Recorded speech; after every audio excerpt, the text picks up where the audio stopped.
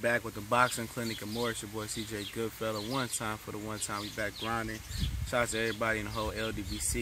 We working. Shout out to everybody in between. The YTBC, everybody that's doing good boxing work. Appreciate good boxing work wherever it's being done there. But we back with this real trill boxing talk. And a lot of these dudes is I'm gonna call them Golovkin sexuals, Golovko sexuals, man.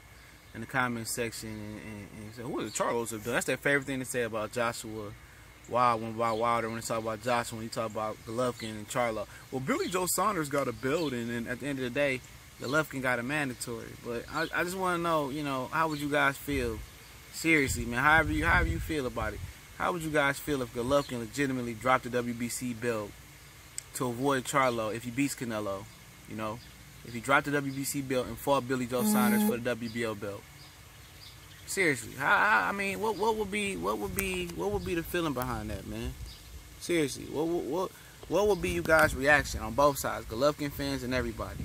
Because a lot of the Golovkin fans, you know, they rationalize Golovkin fighting Vanes Monterosian and not fighting Sergey Derevchenko. I had a guy in the comment section told me, well, Derevchenko was bluffing, and I mean, obviously he wasn't bluffing because Golovkin got stripped.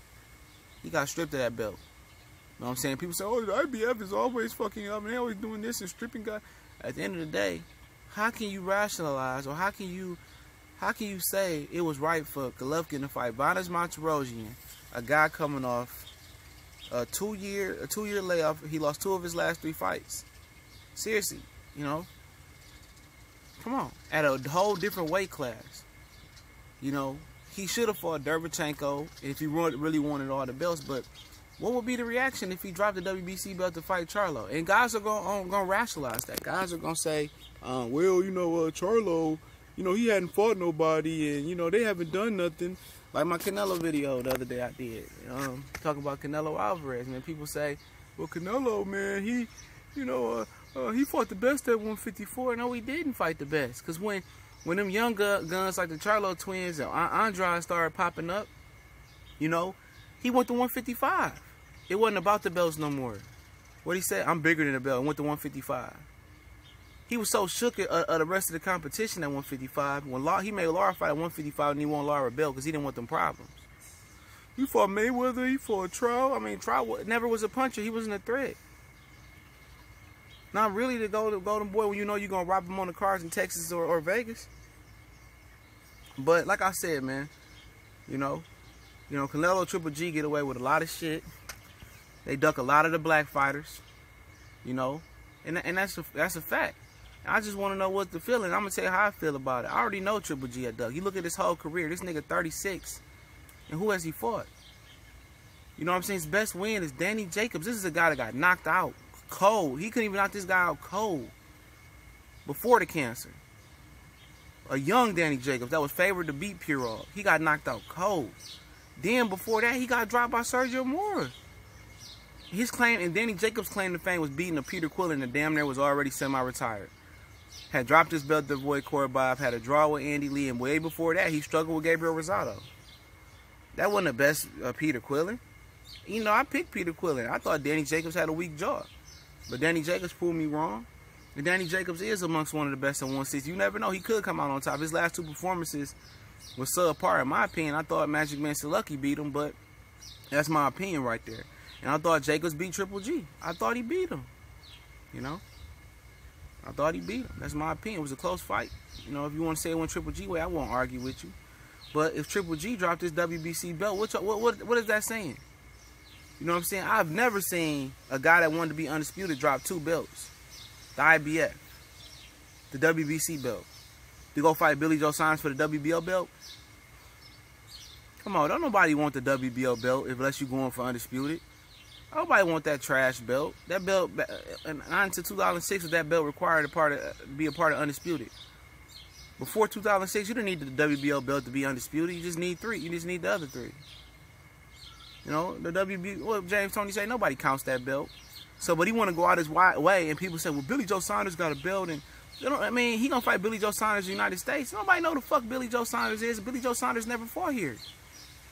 Actually, nobody want to go to a fight and see a dude from Kazakhstan and a dude from the UK fight in LA. Ain't nobody, man, he didn't even sell that many tickets versus Vanes Monterosian, man, at the StubHub Center. Ryan Garcia sold more tickets the night before than he did.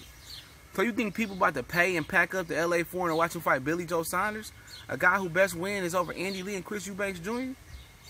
Come on, ain't nobody checking for Billy Joe Saunders or Triple G. As far as a casual, as a hardcore fan, I'd like to see it. But at the end of the day, I'm tired of Canelo. I'm tired of Triple G freezing out the black fighters. You know what I'm saying? Well, they don't bring any money. I'm tired of people using that excuse about, oh, who brings money, who don't bring money to the sport. You know, I don't count other people's pockets. At the end of the day, Triple G had no issue fighting Dominic Wade for $1 million or whatever he made. He had no issue fighting, you know, Danny Jacobs for whatever he made and only did 150,000 pay-per-view buys. He had no issue fighting Willie Monroe what he made. He had no issue fighting bum-ass Curtis Stevenson and what he made in that fight. And that's how you know that's a threat. You know, this dude is legitimately already willing to drop the WBC title, which he was about to drop it before. If he didn't fight Canelo Alvarez, the WBC said, if you don't fight Canelo, Jermall, Charlo, you getting stripped of the WBC. He was going to fight Billy Joe Saunders, so Canelo gave him a little bit more in the pot. So he was already willing to drop the WBC. He don't want no parts of Jermall Charlo. And what Abel Sanchez say on Dante Boxing Nation, you know, he ain't really did nothing, but if the WBC forced it, we'll fight him. At the end of the day, that was proven a lie because they was about to fight Billy Joe Saunders to get stripped of the WBC.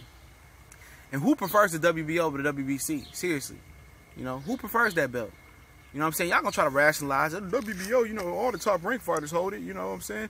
You know, Golovkin, you know, he can call himself undisputed. He didn't hold all the titles at the same time, but he won each title at the weight. He had the IPF, WBC, WBO, and a ring belt, and he had the WBA championship all at the same time. They gonna try to rationalize and say he was undisputed and try to put him in the class of Bernard Hopkins. And most of his undisputed wins came while he had an intern belt and a regular WBA belt. So he really didn't even win the WBA belt. You know what I'm saying? He didn't win that belt. He was an intern title turned regular title turned super title. He was gifted that belt. IBF, he beat David Lemieux. Come on, man. David Lemieux ain't no real champion. Ain't nobody seen David Lemieux is a contender. He barely a contender that just can punch limited. WBC, Canelo handed him. So basically beat Marco Antonio Rubio, he got that belt. So if he dropped the WBC belt, what y'all gonna say, man? What y'all gonna say when he dropped the WBC belt? What y'all gonna say? Yeah, what y'all gonna say when he dropped that belt? Y'all trying to rationalize that because they was rationalizing him dropping the IBF belt. Well, the IBF, man, you know, he had the right to fight Von Ness on short notice. I'm not trying to hear that. Golovkin came out and said, I fight anybody. You know? He came out and said, I fight anybody. Anybody. But y'all know what it is, man. Let me know what y'all think, man, if he dropped that belt. It's the Boxing Clinic and more. You know, shout out to all the haters, man. You know, you get disrespectful or you talk that racist shit in my comment section, you getting banned. I don't give a shit. You know what I'm saying? All these haters want to sit here and trash these channels, but y'all watching though, man. People recording my voice, doing response videos. I thought I blocked them. You know, people want to ride the wave. You ain't. I mean, ride my wave if you want to, but right here, man, you getting that real straight drop shit. We ain't getting that fake shit, that bum ass Sean Newton shit. That bum-ass casual boxing talk shit where he pulling shit out his ass. You know what I'm saying? Oh, hateful ass, George Jefferson face looking ass motherfucker. Man, you ain't getting that. You ain't getting that bullshit here, man. We gonna get that real straight drop, real boxing shit, man. You know, and have man out here saying Ortiz was 48 years old. Show your face, pussy. You know what I'm saying? Show it. But y'all know what it is. One time for the one time. Don't forget, we got the new college sports page popping off. And, you know, this dude with this loud ass car. We got the new college sports page popping off, S1210, College Sports Most Wanted. Links in the description. We on Facebook, Instagram, Twitter. Y'all know what it is, man. One time for the one time.